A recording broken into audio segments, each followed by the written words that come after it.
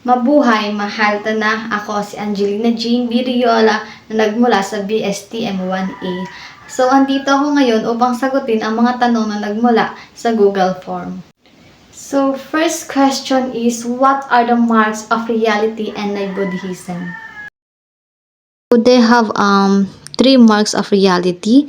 First is impermanence, means anicca. Second one is the sufferings, means dukha. And the third is the non-self, means anatta. So ipaliwanag natin ang una. So, ang una is the impermanence, means nga ay anicca. Ang ibig sabihin nito ay, ang lahat ng bagay sa mundo ay patuloy na nagbabago at walang permanente o walang hanggang kalagayan.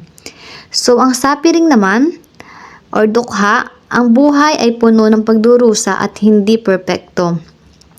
And the number 3 is the non-self, means anatta.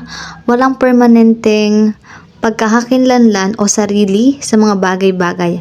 Lahat ay walang sariling pagkakakilanlan at patuloy na nagbabago.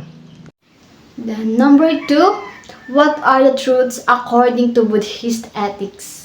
So, ang mga katotohanan ayon sa etika ng Budhismo ay kadalasang ibinubuod sa 5 utos na umiiwas sa pagpatay, pagnanakaw, sexual, na maling pag-uugali at pagsisinungaling, at last ay ang naglalasing. Number 3, is a suffering a truth according to Buddhism?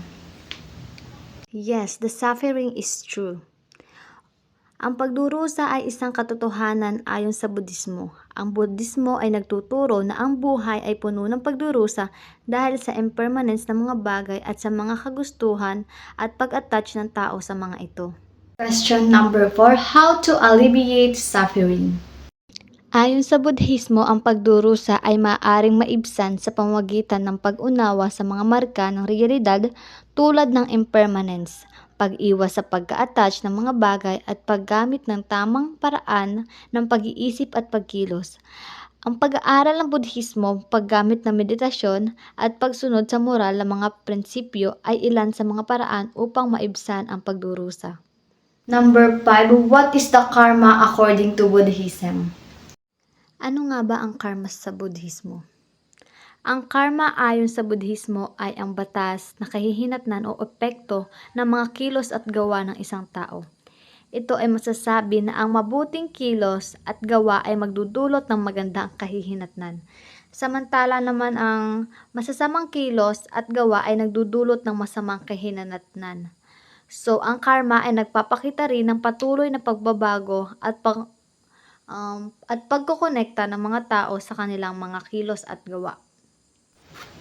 So, natapos na natin ang 5 katanungan at yun lamang. So, thank you for watching.